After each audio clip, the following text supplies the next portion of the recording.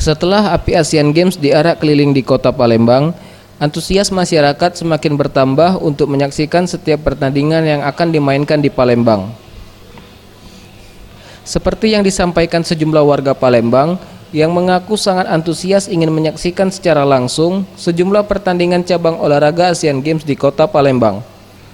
Selain itu juga, dipilihnya kota Palembang sebagai bagian dari tuan rumah Asian Games 2018 karena tidak terlepas dari pengalaman berbagai event kejuaraan internasional yang sukses diselenggarakan. Juga ngeliat skateboard, jadi pengen lihat aja pertandingannya kayak gimana gitu. Dan itu tempatnya di Palembang. Palembang ya? Ya. Sama Palembang. Kalau olahraga yang kamu tunggu nih apa nih? Volleyball table pasti. Kenapa? Karena seru aja di sini. Olahraganya seru.